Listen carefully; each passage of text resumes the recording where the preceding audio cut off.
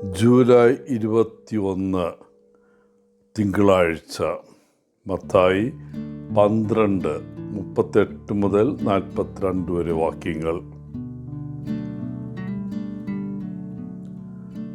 ന്യായാധിപന്മാരുടെ പുസ്തകത്തിലെ ഗിദെയോൻ്റെ കഥ നമുക്ക് കേൾക്കാം.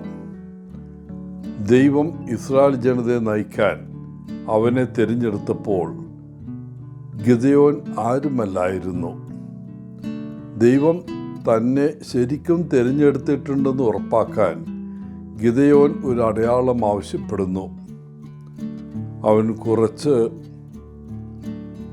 കമ്പിളി നൂല് പുറത്ത് വെച്ച് ദൈവത്തോട് പറയുന്നു, രാവിലെ മഞ്ഞുകൊണ്ട് ഇതിനെ മൂടുക, പക്ഷേ ചുറ്റുമുള്ള നിലം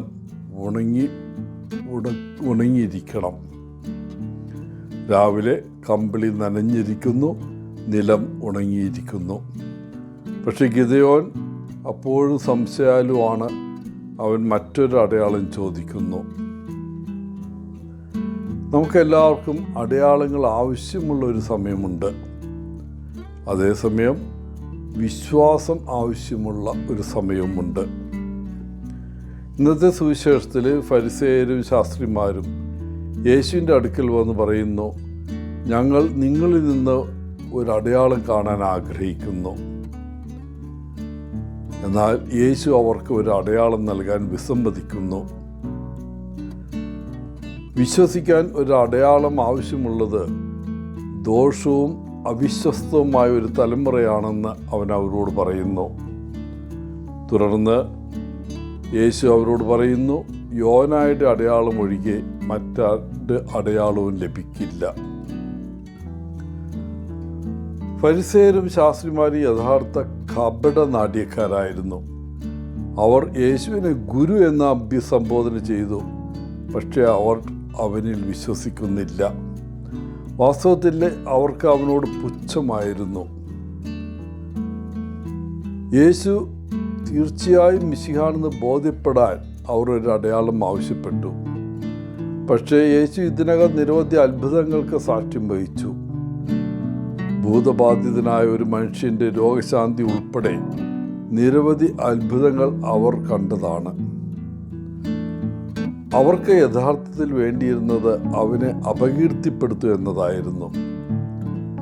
അവരുടെ ഹൃദയങ്ങളിൽ എന്താണെന്ന് യേശുവിന് അറിയാമായിരുന്നു.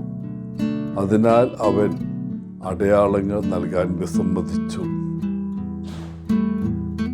യോനായുടെ അടയാളം യേശു നമ്മെ ഓർമ്മിപ്പിക്കുന്നു.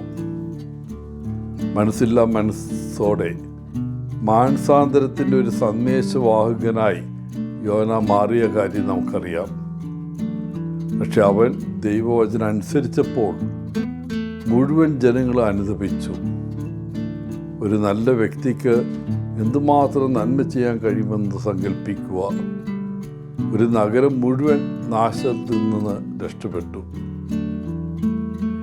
യേശു തീർച്ചയായും യോനായേക്കാൾ വലിയവനാണ്. ജ്ഞാനത്തിൻ്റെ ഏറ്റവും വലിയ ദാനത്തോടെ അവൻ പ്രസംഗിച്ചു, വലിയ അത്ഭുതങ്ങൾ ചെയ്തു. എന്നിരുന്നാലും പഠിതാക്കളെന്ന് കരുതപ്പെടുന്ന ആളുകൾ ഒരു അടയാളം അന്വേഷിച്ചു. അവർ വ്യക്തമായും ആത്മീയമായി അന്ധരായിരുന്നതിനാൽ യേശു അവരെ ദുഷ്ടരും അവിശ്വസ്തരുമായ തലമുറയെന്ന് വിളിച്ചതിൽ അതിശയിക്കാനില്ല. യേശു നമ്മെ സോളമനെയും ഓർമ്മിപ്പിക്കുന്നു. സോളമൻ്റെ സമ്പത്ത് കാണാനും ജ്ഞാനം കേൾക്കാനുമുള്ള ശക്തമായ ആഗ്രഹത്താൽ ദൂരെ നിന്ന് ആളുകൾ യാത്രയുടെ ബുദ്ധിമുട്ടുകൾ കാര്യമാക്കാതെ വന്നു. ഒരുപക്ഷെ ആ കാലത്ത് സോളമനെ കാണാൻ ജെറുസലേമിൽ പോകാൻ വേണ്ടി നിരവധി ദിവസങ്ങളും ഒരുപക്ഷെ അവരുടെ മുഴുവൻ സമ്പാദ്യവും അവർ ചെലവഴിച്ചിട്ടുണ്ടാകാം. ഇവിടെ യേശു സോളമനേക്കാൾ വലിയവനാണ്. പക്ഷെ അവൻ്റെ വാക്കുകൾ കേൾക്കാൻ ഒരു മിനിറ്റ് ചെലവഴിക്കാൻ അല്ലെങ്കിൽ അല്പം പോലും ഡോളർ ചെലവഴിക്കാൻ എത്ര പേര് തയ്യാറാണ്? പ്രിയപ്പെട്ടവരെ, യേശുവിൻ്റെ സന്ദേശം വളരെ ലളിതമാണ്. നിങ്ങളുടെ പാപങ്ങളിൽ നിന്ന് പിന്തിരിഞ്ഞ് അവനിൽ വിശ്വസിക്കുക.